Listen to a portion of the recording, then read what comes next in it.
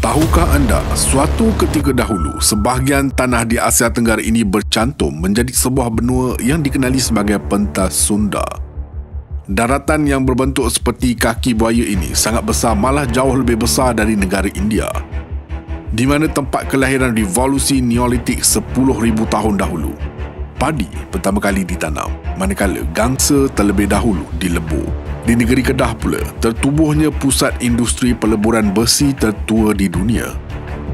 Kemajuan di sekitar pentas Sunda memberi indikasi bahawa masyarakat yang tinggal di sini bukanlah masyarakat yang tidak berilmu. Mereka antara manusia yang mendahului zaman dan mula membina binaan-binaan yang mengagumkan. Salah satu binaan yang mengagumkan tersebut berada di Jawa Barat Indonesia. Piramid ini sangat besar dan dikatakan sebahagian besarnya tertimbus dalam tanah. Kewujudan tamadun dengan seni bina hebat boleh dikaitkan dengan jumlah populasi yang ramai dan wilayah yang luas. Dari satu zaman ke zaman lain, pentas Sunda mulai menghilang. Bagaimana ia menghilang? Laut menelan sebahagian besar daripadanya kira-kira 14,000 tahun lalu. Hasil rekod oceanografi menemui kesan daripada banjir besar akibat daripada kenaikan paras laut yang besar disebabkan oleh pencairan kutub ais. Peristiwa pasca glasial yang pertama ini berlaku 14,000 tahun dahulu, diikuti dua banjir besar melanda kira-kira 11,500 dan 8,000 tahun kemudian. Kenaikan paras air laut global menyebabkan sebahagian tamadun hilang, akan tetapi meninggalkan bukit yang dilitupi tiang-tiang purba zaman batu yang berkemungkinan di bawahnya merupakan salah satu binaan tertua yang diketahui oleh manusia. Reka bentuk binaan ini mengejutkan saintis. Astrolab membawa anda piramid tertua dunia, Gunung Padang. Assalamualaikum dan salam angkasa dari Astrolab.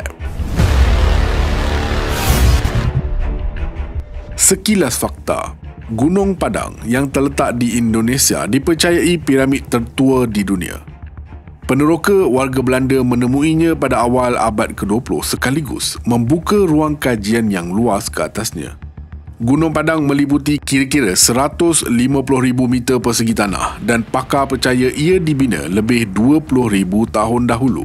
Terletak pada ketinggian 885 meter atau 2,904 kaki di atas paras laut. Tapak ini meliputi sebuah bukit, gunung berapi yang tidak lagi aktif. Memiliki 5 teres yang bersempadan dengan tembok penahan batu yang boleh diakses oleh 370 anak tangga andesit, kira-kira 95 meter. Ia ditutup dengan tiang batu heksagon besar bersumberkan gunung berapi. Walau bagaimanapun, struktur purba ini telah diselubungi misteri selama berabad-abad dan ahli arkeologi masih cuba untuk mengetahui tujuan sebenar pembinaannya.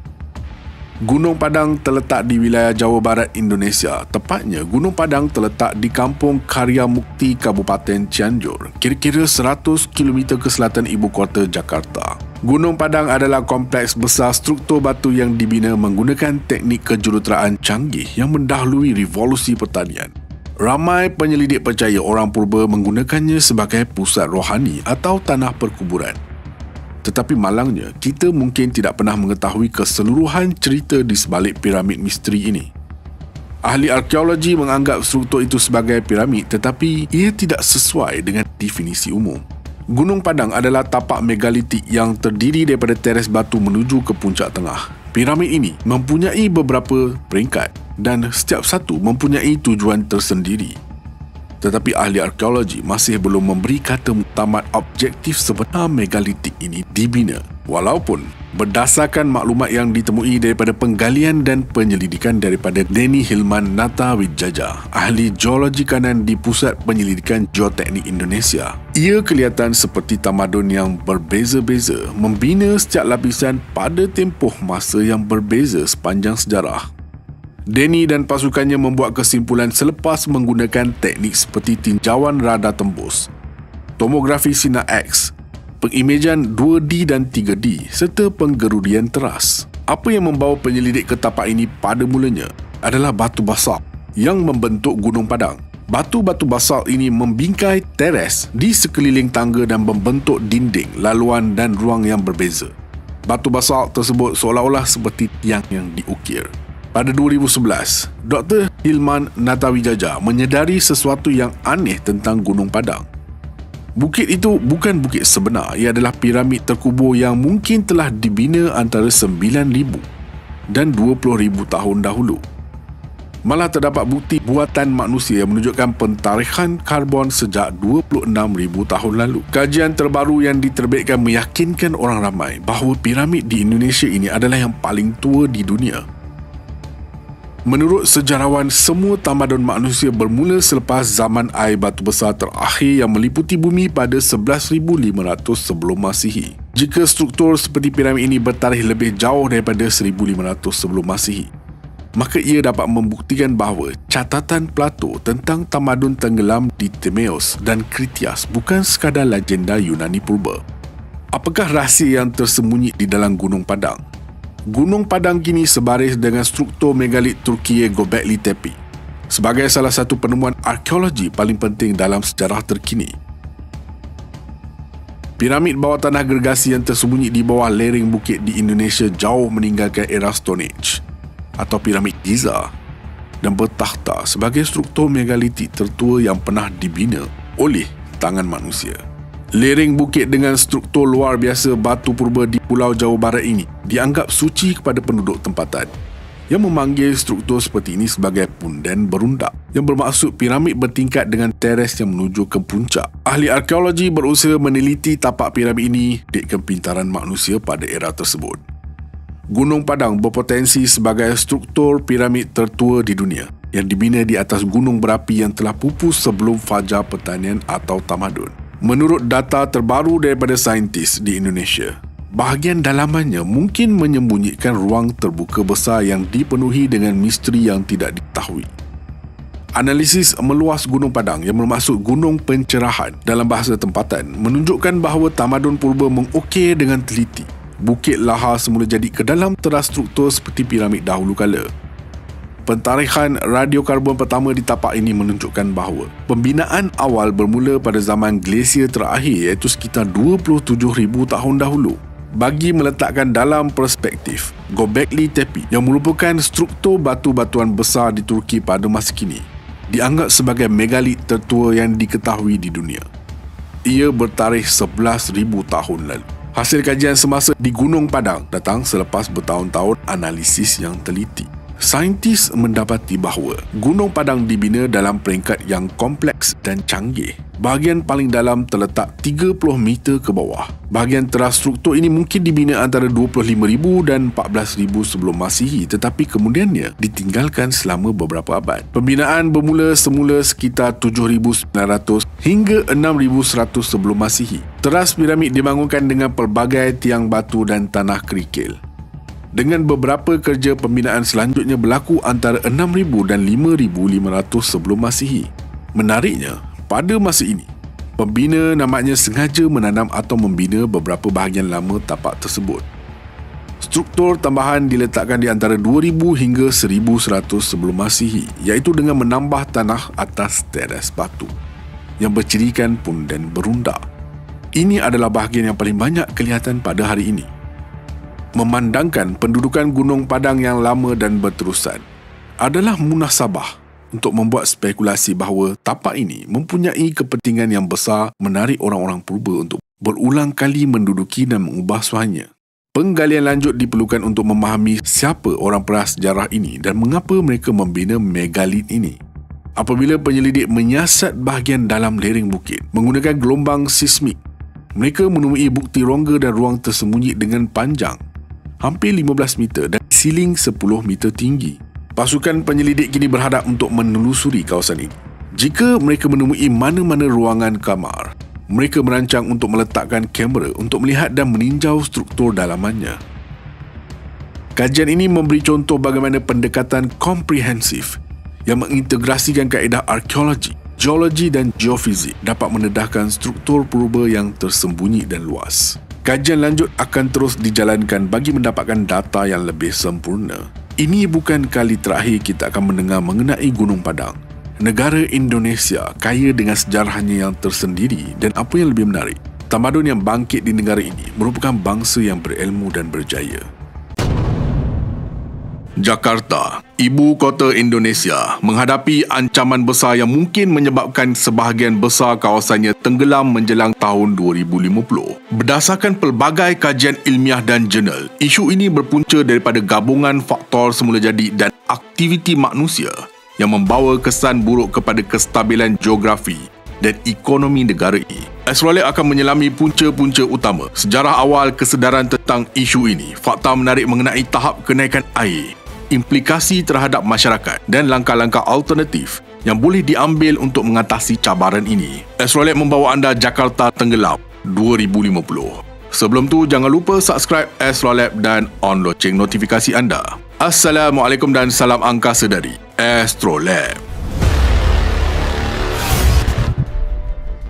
Sekilas fakta, bilakah dunia mulai mengetahui Jakarta bakal tenggelam? Kesedaran mengenai ancaman tenggelamnya Jakarta bukanlah sesuatu yang baru. Pada awal tahun 1980-an, beberapa saintis dan jurutera bandar mula menyedari penurunan muka tanah yang berlaku secara perlahan tetapi berterusan di kawasan tertentu di Jakarta. Kajian mendalam mula dijalankan pada tahun 1990-an apabila data satelit dan pemantauan sistematik menunjukkan bahawa kadar penurunan muka tanah di beberapa kawasan mencapai 10 hingga 20 cm setiap tahun. Laporan besar pertama yang menimbulkan kebimbangan antarabangsa diterbitkan pada tahun 2007 oleh Intergovernmental Panel on Climate Change (IPCC) yang meramalkan bahawa Jakarta merupakan salah satu daripada bandar pesisir dunia yang paling berisiko akibat perubahan iklim dan kenaikan paras laut. Laporan ini mencetuskan perhatian global, memandangkan Jakarta bukan sahaja pusat pentadbiran tetapi juga nadi ekonomi Indonesia.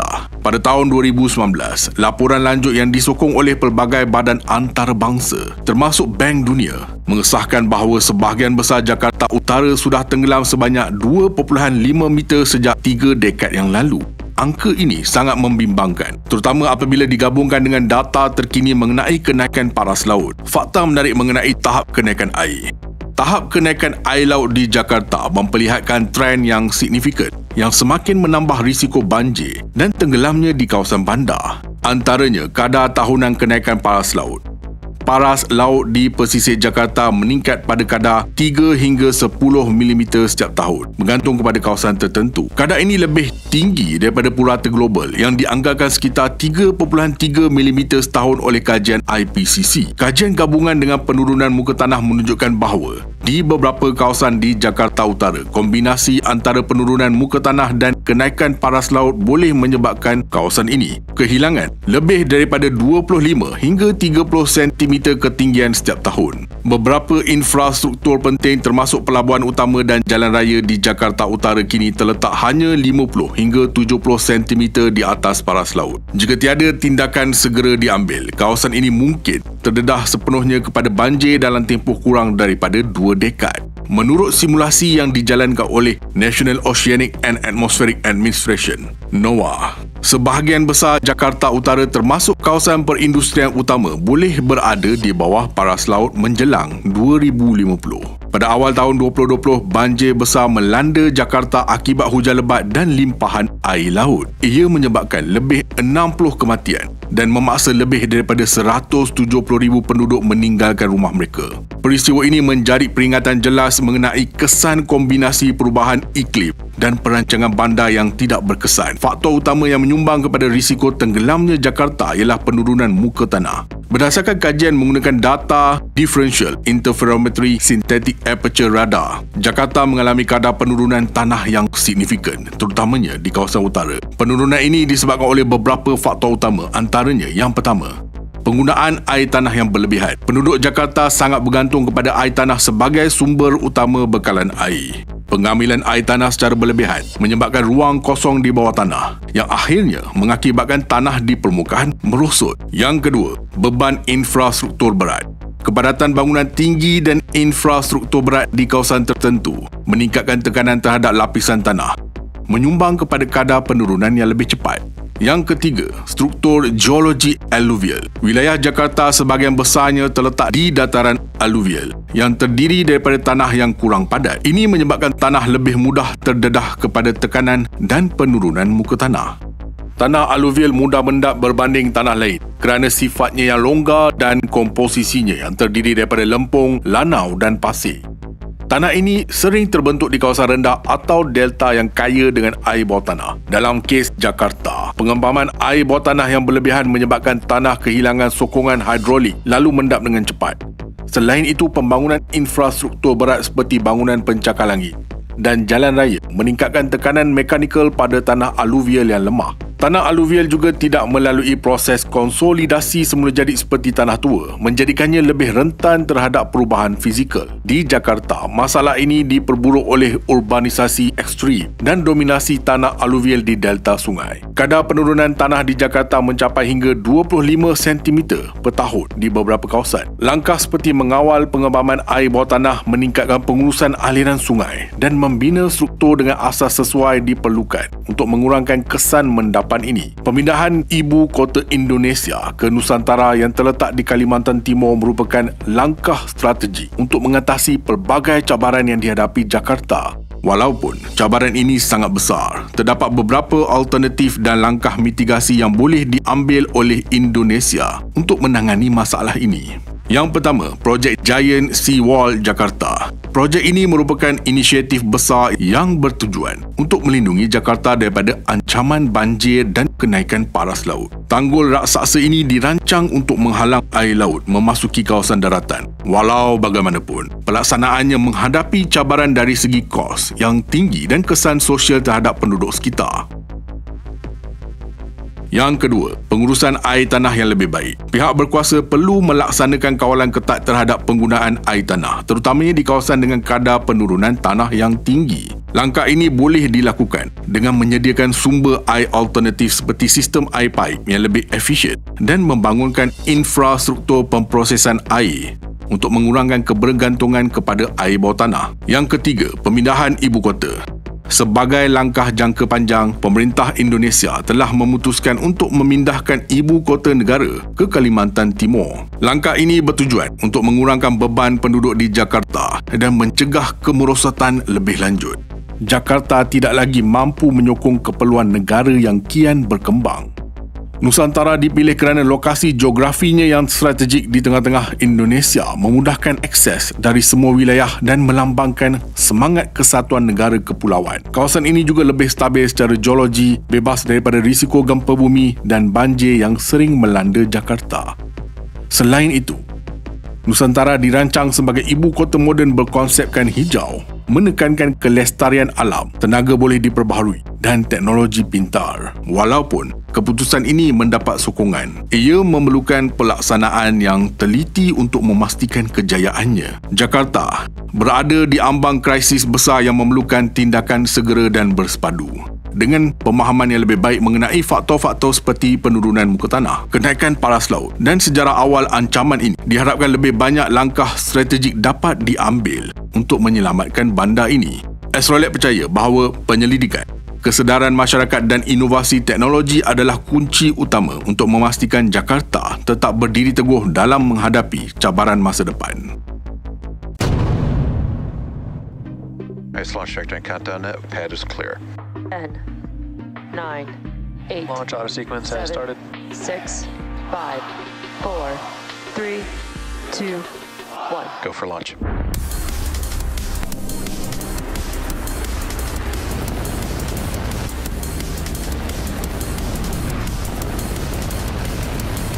Vehicle is supersonic. Stage separation confirmed. Dragon separation confirmed.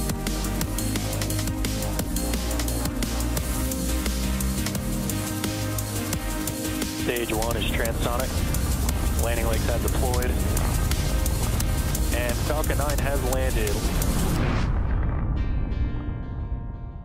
Indonesia kini membangun menjadi gergasi teknologi dunia, memperkasakan jaringan capaian jalur lebar dengan luas dan lebih efektif. Presiden Indonesia kini memulakan langkah besar dengan bekerjasama dengan SpaceX. Indonesia melancarkan satelit Satria 1 untuk merevolusikan sambungan internet dan merapatkan jurang digital. Satelit itu berjaya dilancarkan ke orbit oleh roket SpaceX Falcon 9 dari Cape Canaveral, Florida, Amerika Syarikat pada 18 Jun dan akan mula beroperasi pada Januari tahun depan, sekaligus menyediakan kualiti internet yang lebih baik ke kawasan luar bandar Indonesia. Astrolab membawa anda Satria 1 Indonesia. Sebelum tu, jangan lupa subscribe Astrolab dan on loceng notifikasi anda. Assalamualaikum dan salam angkasa dari Astrolab. Sekilas fakta. Satria 1 dibawa oleh roket Falcon 9 milik SpaceX dari landasan di Cape Canaveral, Florida. Falcon 9 ialah roket yang mendarat secara menegak dan boleh digunakan semula untuk misi seterusnya. Peringkat pertama pelancaran Satria 1 berjalan lancar sehingga pendorong pertama dilepaskan dan kemudian Falcon 9 mendarat dengan sempurna di bumi. Pada peringkat kedua, Satria 1 meneruskan perjalanan sambil dibawa oleh pendorong kedua menuju ke orbit geosegerak. Tidak lama selepas lepas landas, penggalak peringkat pertama Falcon 9 kembali ke bumi untuk mendarat menegak pada kapal drone SpaceX A Shortfall of Gravitas yang ditempatkan di lautan Atlantik di luar pantai Florida. Touchdown yang berlaku 8.5 minit selepas lepas landas menandakan pelancaran dan pendaratan ke-12 untuk penggalak khusus ini. Antara usaha sebelum ini ialah 4 misi Dragon ke stesen angkasa antarabangsa untuk NASA. 2 daripadanya kru dan 2 daripadanya penerbangan bekalan semula robot. Satria 1 mengambil masa 27 minit untuk tiba di orbit yang ditetapkan. Satria 1 akan memberikan akses internet di kawasan pedalaman. Satelit ini direka dapat memudahkan perkhidmatan internet di 50,000 titik kemudahan awam dengan kelajuan 4 MB per saat. Satelit ini dibina oleh satelit Nusantara 3 dan dipasang oleh Thales Alenia Space di Perancis menggunakan platform Space Bus Neo. Kos pelaburan untuk membuat Satria 1 adalah sebanyak 2.49 bilion ringgit. Salah satu sebab kos yang bertambah adalah kerana pada asalnya Satria 1 akan diangkut menggunakan pesawat Antonov, tetapi ini tidak dapat dilakukan kerana perang antara Rusia dan Ukraine. Pengangkutan Satria 1 dilakukan oleh kapal kargo Nordic dari Perancis ke Cape Canaveral melalui laut yang mengambil masa 17 hari.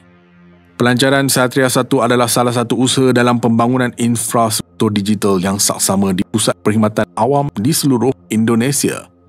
Satria 1 ialah satelit pelbagai fungsi milik kerajaan pertama di Asia dengan kapasiti terbesar. Satria 1 akan menangani keperluan capaian internet khususnya untuk perkhidmatan pendidikan, kesihatan dan kerajaan termasuk pertahanan dan keselamatan di pelbagai wilayah khususnya kawasan terpencil. Peringkat atas Falcon 9 sementara itu terus membawa Satria 1 ke orbit pemindahan geosegerak. Akhirnya menempatkan satelit itu di sana hanya dalam tempoh 37 minit selepas landas. Satria 1 diringkaskan daripada satelit Republik Indonesia akan dikendalikan oleh kerajaan Indonesia oleh syarikat Indonesia PSN. Satria 1 akan mempunyai kapasiti pemprosesan sebanyak 150 bilion bit sesaat.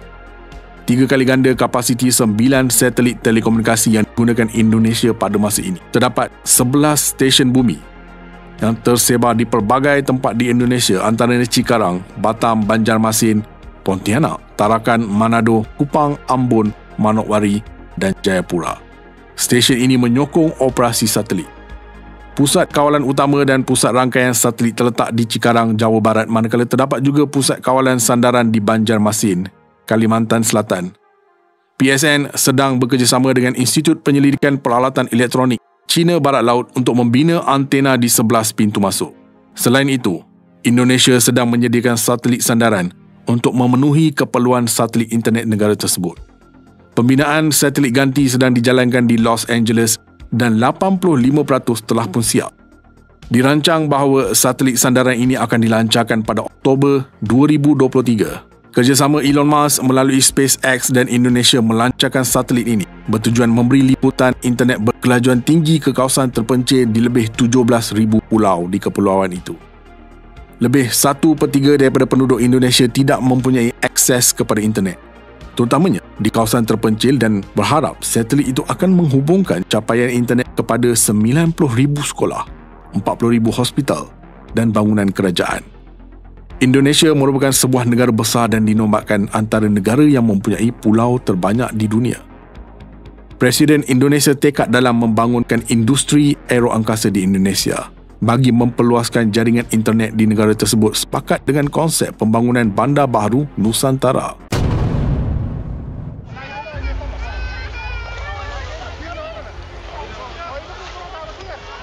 Bayangkan, sedang anda duduk berehat di dalam rumah. Tiba-tiba, rumah anda bergegar dan anda mula mendengar teriakan. Gempa berlaku dengan cepat dan berkemungkinan besar anda tidak mempunyai masa untuk melarikan diri. Jangan terkejut jika astrolab mengatakan bahawa bulan juga mempunyai gempa. Ia dikenali sebagai gempa bulan. Setakat pengetahuan kita berdasarkan teknologi semasa, selain daripada bulan, planet Marikh dan planet Utarik juga mempunyai gempa. Jika anda hidup di kawasan yang tidak memiliki bangunan dan tanah rata yang lapang, berkemungkinan besar gempa bumi hanya satu ancaman kecil bagi anda. Akan tetapi jika anda tinggal di kawasan bandar dan mempunyai landscape tropika, risiko ancaman akan meningkat. Negara jiran kita Indonesia seringkali dilanda ancaman gempa bumi dan baru-baru ini, gempa bumi yang berlaku menyebabkan jumlah korban yang tinggi. Apa itu gempa bumi dan kenapa Indonesia seringkali dilanda gempa bumi? Sebelum tu jangan lupa subscribe Astrolab dan on loceng notifikasi anda. Assalamualaikum dan salam angkasa dari Astrolab. Sekilas fakta, gempa bumi ditaktifkan sebagai pergerakan mengejut permukaan bumi disebabkan oleh pergerakan batuan di sepanjang garis sesar atau di atas persempadanan plat tektonik. Walau bagaimanapun, gempa bumi juga boleh disebabkan oleh aktiviti gunung berapi. Semakin besar saiz gempa bumi, semakin besar kemusnahan yang dibawa. Gempa bumi merupakan hasil tenaga yang dilepaskan secara mengejut disebabkan perubahan dalam kerak bumi. Perubahan ini menyebabkan tanah bergegar dan menghasilkan gegaran yang bergerak keluar daripada titik tumpu gempa. Titik tumpu merupakan lokasi punca di dalam tanah di mana tenaga gempa bumi dibebaskan. Lokasi di atas tanah pada titik tumpu gempa bumi dikenali sebagai epicenter. Bagi penduduk Malaysia, kita beruntung disebabkan kita berada jauh daripada kawasan gunung berapi. Malaysia tidak terdedah kepada ancaman bencana alam seperti gempa bumi atau gunung berapi. Walau bagaimanapun, kita perlu tahu mengenai bencana alam ini untuk memahami bumi dan alam sekitar kita. Gempa bumi lebih kerap dijumpai di kawasan pinggiran plat tektonik, di mana pergeseran antara kepingan kerak bumi atau letupan gunung berapi akan menyebabkan peralihan tanah yang besar. Peralihan tanah yang besar secara mengejut ini akan menyebabkan berlakunya gempa bumi. Antara kawasan yang kerap mengalami gempa bumi adalah sekitar cincin api Pasifik atau Pacific Ring of Fire. Lingkaran cincin api Pasifik merupakan sempadan pertembungan antara dua plat tektonik. Negara Indonesia yang merupakan jiran Malaysia turut mempunyai beberapa gunung berapi aktif dan kawasan yang berhampiran gunung berapi sering turut mengalami gempa bumi. Ia selalunya terhasil disebabkan proses alam semula jadi mengejut seperti letupan gunung berapi, malah hentaman meteor. Walau bagaimanapun, gempa bumi kebanyakannya disebabkan oleh pembebasan mengejut tekanan yang terkumpul dalam tempoh panjang dalam batu jauh di bawah permukaan bumi. Tekanan ini mungkin berpunca daripada pergerakan plat tektonik sepanjang garis rekahan dan lantunan glasier yang dikenali sebagai isostatik. Kerak bumi boleh membengkok dan berlipat. Ketika proses ini berlaku, batu batan yang keras akan pecah kepada blok sepanjang zon lemah. Apabila dua bahagian batu berselisih secara melintang atau menegak, pergerakan ini dikenali sebagai faulting. Faulting boleh berlaku pada skala yang kecil atau berskala besar. Faulting pada skala kecil biasanya berlaku jauh di bawah tanah dan tidak kelihatan ketara pada permukaan bumi. Gempa bumi juga boleh disebabkan oleh aktiviti manusia seperti pembinaan empangan yang berskala besar. Jumlah isi padu air yang terkumpul menyebabkan tekanan tinggi pada lapisan bumi di dasar empangan menyebabkan berlakunya lantunan lisostatik yang menyebabkan berlakunya gempa bumi sehinggalah tekanan sekata tercapai pada kerak bumi. Bagaimana gempa bumi diukur? Gegaran sismik yang dihasilkan oleh gempa bumi direkodkan oleh satu peralatan khas yang dipanggil seismograf. Bacaan daripada 3 seismograf paling minima yang terletak pada lokasi yang berlainan mesti diukur untuk menentukan titik tumpu gempa bumi. Bacaan seismograf juga boleh digunakan untuk menentukan saiz gempa bumi. Saiz gempa bumi yang diukur dengan seismograf diberikan menurut skala Richter. Skala Richter merupakan ukuran logaritmik. Ini bererti gegaran bersaiz 3 skala Richter mempunyai 10 kali ganda lebih kuat berbanding gempa bumi yang bersaiz 2 skala Richter. Kekuatan gempa bumi boleh diukur mengikut definisi atau pengalaman manusia dengan menggunakan skala Mercalli yang diubah suai. Skala Mercalli yang diubah suai mengukur gempa berdasarkan jumlah kerosakan pada bangunan dan kemusnahan harta benda. Gempa bumi yang berlaku di dasar laut juga mampu menghasilkan gelombang air laut yang besar yang dikenali sebagai tidal wave atau tsunami. Gelombang ombak besar tsunami ini akan menghentam kampung atau bandar. Indonesia adalah negara yang sangat aktif secara sismik. Kajian Geologi Amerika Syarikat menyenaraikan Indonesia sebagai negara yang mempunyai paling banyak gempa bumi di dunia. Ia terletak di lingkaran api Pasifik, jalur gunung berapi dan sismik terbesar di dunia, di mana 81% gempa bumi yang direkodkan berlaku. Dan ia berada di persimpangan 3 plat tektonik utama, plat Indo-Australia, Eurasia dan Pasifik, serta beberapa plat lain. Selain negara yang sering dilanda gempa bumi, Indonesia sering dilanda letusan gunung berapi, banjir dan tsunami. Semuanya disebabkan kedudukannya di lingkaran api. Di sepanjang Sumatera, Jawa, Bali dan pulau-pulau di bahagian timur Indonesia terletaknya lebih daripada 200 gunung berapi. Disebabkan oleh bencana alam yang dahsyat, Indonesia telah menjadi tajuk utama global beberapa kali dalam beberapa tahun kebelakangan ini. Dengan laporan di seluruh dunia, ratusan ribu nyawa dan kesan buruk yang ditanggung ke atas infrastruktur dan ekonomi. Gempa bumi adalah salah satu ancaman terbesar dari segi bencana alam kerana ia sering berlaku di kawasan berpendudukan ramai seperti bandar-bandar besar dan menyebabkan ramai orang kehilangan nyawa, rumah dan harta benda. Menurut USGS, gempa bumi dengan magnitud sekitar 5 pada skala Richter berlaku hampir setiap hari di Indonesia, tetapi selalunya dengan sedikit atau hampir tiada kerosakan. Gempa bumi yang lebih dahsyat adalah gempa bumi dengan magnitud melebihi 6 pada skala Richter. Tahap kerosakan material yang besar diburukkan lagi oleh keadaan infrastruktur negara yang lemah, yang hanya meningkatkan akibat dahsyat gempa bumi. Anda mungkin tertanya-tanya, mengapa tidak lebih banyak kemudahan yang kukuh dan tahan gempa dibangunkan di negara tersebut? Ia mungkin disebabkan oleh salah urus kewangan, sumber kewangan yang terhad, kekurangan kemahiran serta rasuah. Kerana infrastruktur yang lemah, walaupun gempa bumi sederhana kuat, boleh mengakibatkan keruntuhan bangunan dan kehilangan nyawa.